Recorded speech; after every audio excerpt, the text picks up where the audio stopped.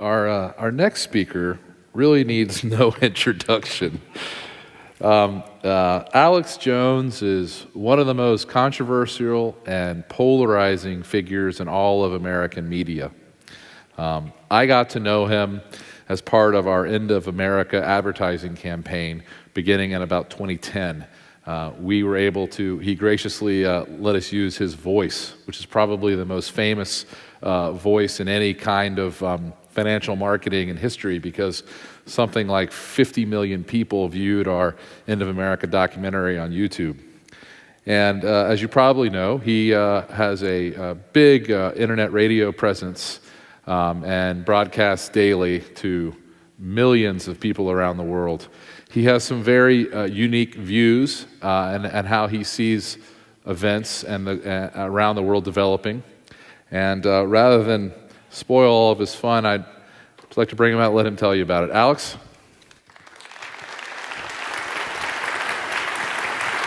Thanks. Thanks for having me. All right, well, I got about 19 minutes, so I better get started here. It's good to be here back in my hometown, Dallas. And I want to thank you all for coming out. I really like the Stansbury Association Society, and the speakers so far have been really thought-provoking and a lot of great guest ideas for my own radio show. You know, a lot of people are here, experts in energy, oil and gas, stocks, who know 1,000 times more than I do about their specific fields.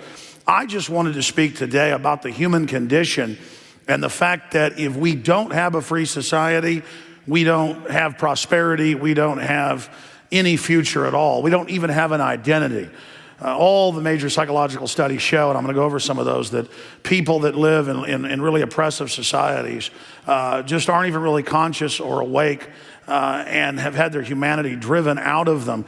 And we're now at a critical crossroads in this civilization, in this society, where there are corporate special interests that are crony capitalists who are really involved in a revolution, almost a computerized overwrite of human civilization, the good, the bad, and the ugly.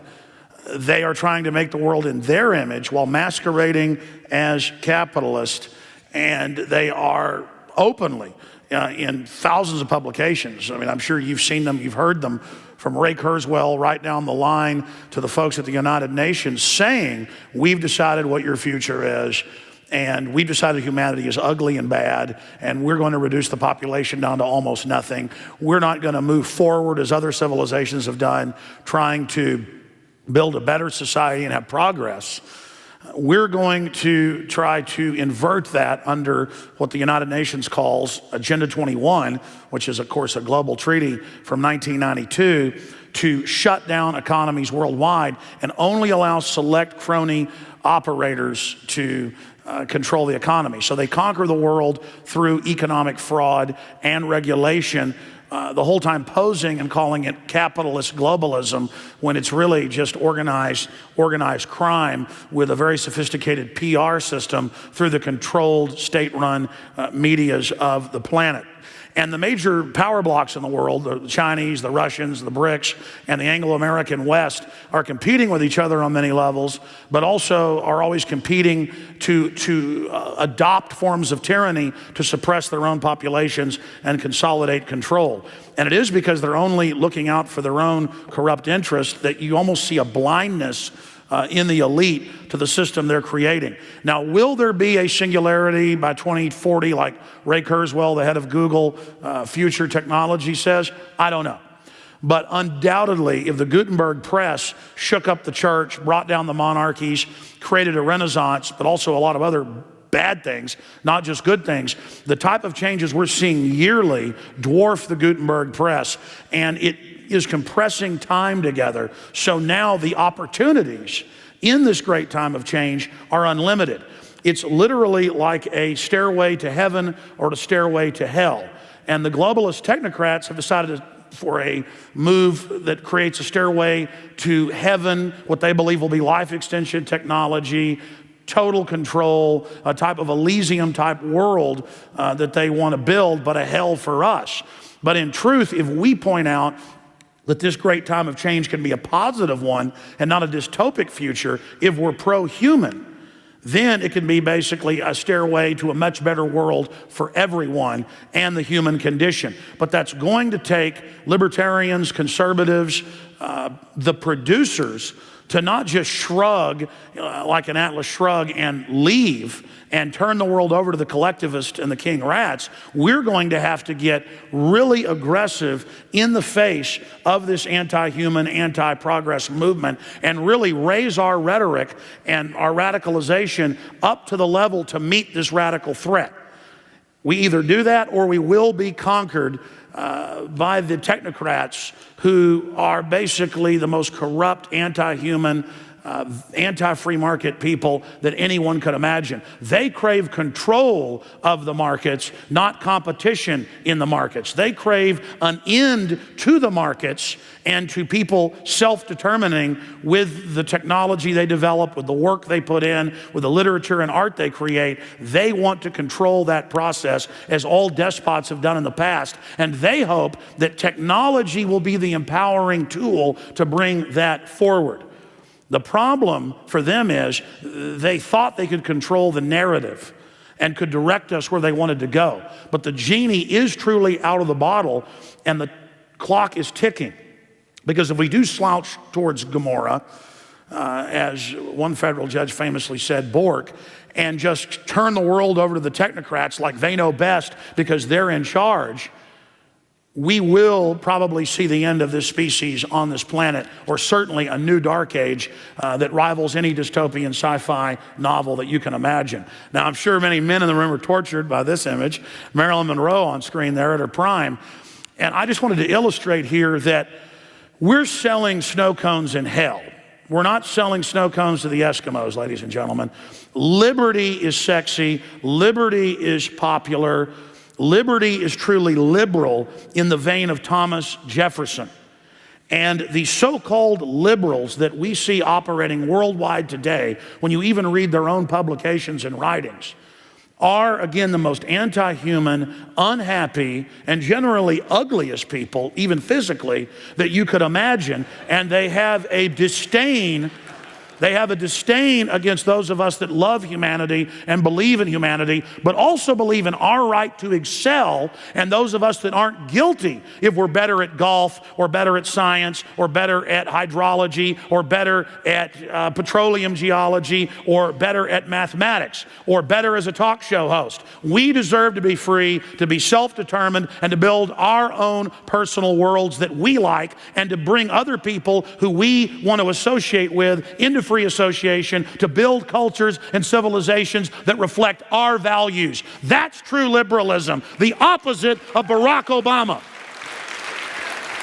And we must absolutely put our message out and show collectivism creates North Korea. Collectivism creates the failed Soviet Union. It creates the hell that Venezuela now is. It creates absolute nightmares of anti-human sorrow. Freedom and the free market and true laissez-faire liberty produces economies that look like Marilyn Monroe, ladies and gentlemen. Need to put her back on screen. No, seriously. We just have to truly stop being intimidated and cowed by the collectivist and by the crony capitalist, who are the richest people in the world. They control trillions of dollars. All the classic names, David Rockefeller goes down the list. They intimidate us, and they have Warren Buffett run around, the biggest recipient of the banker bailout of 2008. Look it up, McClatchy, on every channel of news, underwriting the news so he can be on CNN, MSNBC, and This Week on ABC. Go look it up. It's paid for by him. He's the main sponsor, to go, here's the angel that wants to give up all his money, when he's really in a tax-free foundation no one else is allowed to have, with Bill Gates. And all his profit is tax-free. He's using it to leverage and take over the world while lobbying to raise taxes on people making $125,000 a year, creating class envy, trying to sick the giant populations that they've put on welfare and dumbed down and destroyed on their last opposition, the true trailblazers, the innovators of every race, color, and creed on this planet. The technocrats are literally coming after our free will. They're coming after our free markets. They are trying to usurp us and dominate us. This is the great war that's going on right now by the crony capitalists, that as they destroy the free market and capitalism, are blaming the free market and capitalism for all of the hells that they have been the main drivers and authors of. These people are the enemy.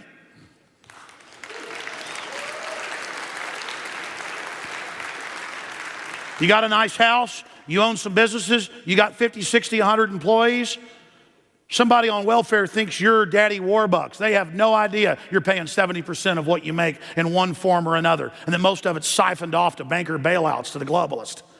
But slowly, even in publications like Rolling Stone, they have to admit that at the top, more and more it's becoming rigged, and that's the final revolution with all of these electronic systems that they're putting in to monitor even the smallest trader online, is meant to be able to game the system even more.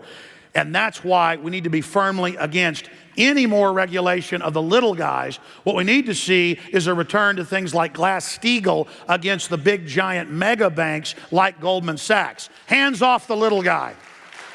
And by little guy, I mean hands off somebody if they're worth $1 billion running their own company. Because it's the globalist operatives like Goldman Sachs, who 9 times out of 10 is behind the gun control, the open borders, all of it. These people literally have set up a system where they're exempt from all the regulations, and then they lobby for more regulations to be heaped on to the general public. It's all a fraud because they selectively enforce the regulations. I say get rid of all of them. That's what we're coming down to here. I mean, if they're not going to enforce them on them, then get them off the rest of the population. Again, if you read the Communist Manifesto and you look at the goals of the communists, and then you find out that it was Wall Street interest in England and the United States who, on record, this is mainline history books, put the Bolsheviks into power in 1917, you realize what they're trying to do here with the false Occupy movement and things, where they're trying to create a false revolution against all of their tyranny to fully take over the society. Problem, reaction, solution.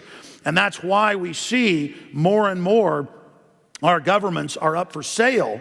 And then they use the exact same systems that they have put in place to then say, oh, let's not allow any political giving. Let's arrest Dinesh D'Souza because he gave $30,000 or something, the filmmaker, to his friend who was running for the Senate. Let's arrest him, or let's arrest Martha Stewart for a crooked toenail or fingernail. But again, let's let George Soros give hundreds of millions of dollars in the last decade to different politicians to vote to take our rights. Incredible, and a fraud. Continuing. Imagine if you went in a time machine back 30 years ago and imagined an American president saying, if you have a business, you didn't build that. Or if we raise the debt limit, it doesn't raise the debt limit. Or, I never said you could keep your doctor, even though he did say you could keep your doctor. Obama has the nerve to go to Africa and say, you can't have a car, you can't have electricity, because the earth will burn up. Talk about fear-mongering. What type of world are we in where this guy lands in a giant wide-body jet with red carpets at a cost of $5 million a day and then tells people you can't innovate, you can't have progress, as if progress itself was dirty and bad, when all the real studies show a truly industrialized society is cleaner than a pre-industrial society with these population loads. And while they talk about new clean energy and new systems, they block them or only hand out little select contracts to their friends. Again, more of the same crony capitalism. While they shut down clean coal, they don't let T-Boone bring natural gas to California to bail the state out. They're blocking everything that they don't control, and in the process, bringing us into a new dark age. And again, I want to be clear, I'm not being cynical. When you go out with the bad news of what's happening, people say, man, you're being negative. Don't be a cynic.